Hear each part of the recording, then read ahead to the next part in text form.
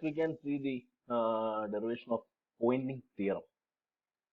So, in order to find the power in a uniform plane wave, it is necessary to develop a power theorem for the electromagnetic field, known as Poynting theorem.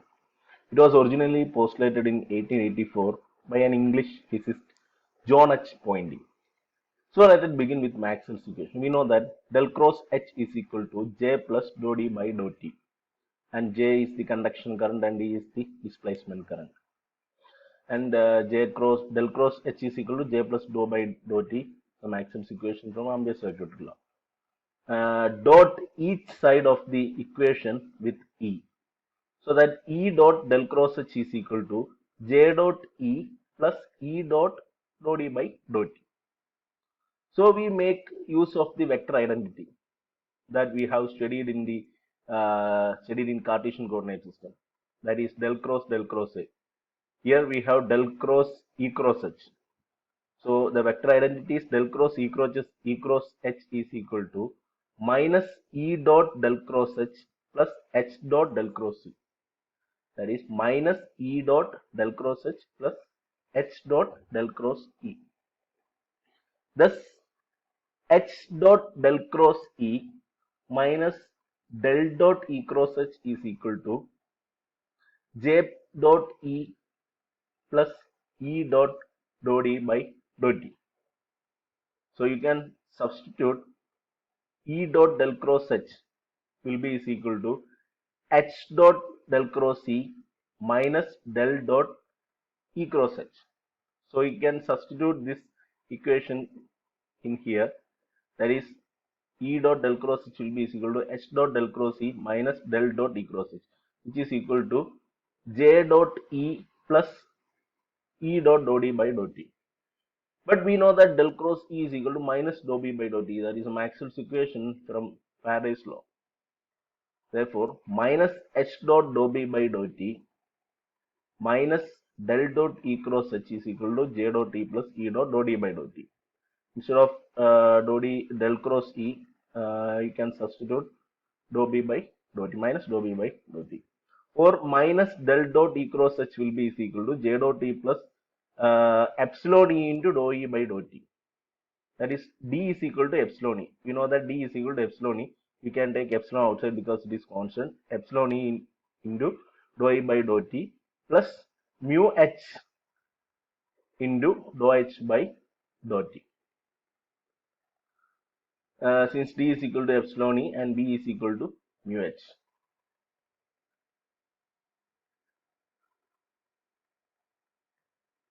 That is here H is equal to or B is equal to dou H by dou mu into dou H by dou T, or B is equal to mu H. However, epsilon E dot dou E by dou T is equal to epsilon 2 by dou E square by dou T is equal to dou by dou T of epsilon E square by 2. So instead of epsilon E into dou E by dou T, you can substitute dou by dou T into epsilon E square by 2. So if you take the derivative of this, that is dou by dou T of epsilon E square by 2, you will get 2 epsilon into dou by dou T of epsilon E. Okay, so 2 by 2 cancel. Therefore, you will get epsilon E into dou E by dou T. So instead of this, that is epsilon E into dou E by dou T, you can substitute dou by dou T of epsilon E square by 2.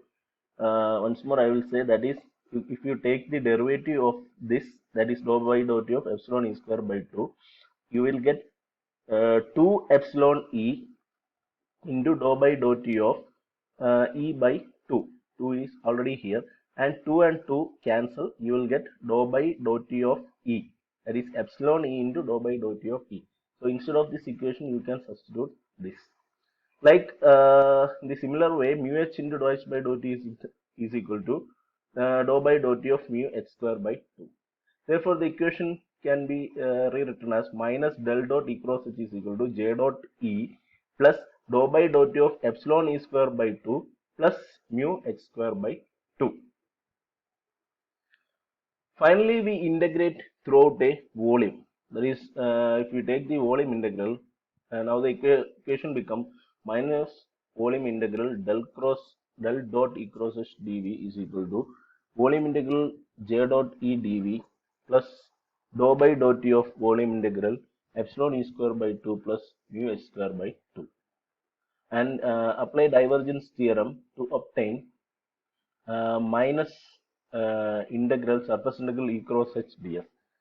That is, volume integral del dot E cross H dV can be converted to minus surface integral E cross H ds if we apply the divergence theorem. Will be is equal to the right hand side will be the same, that is volume integral J dot E dV plus dou by dou T of volume integral epsilon E square by 2 plus mu H square by 2 dV.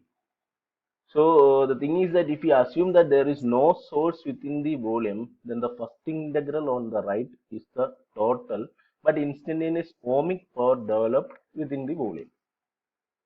So this portion is the total ohmic power or the power dissipated within the volume.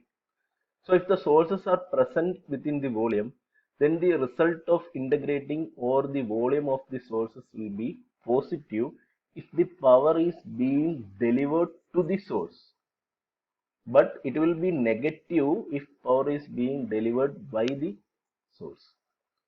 So coming to the second term of the integral, this part, that is dou by dou T of volume integral epsilon E square by 2 plus mu H square by 2 into dV.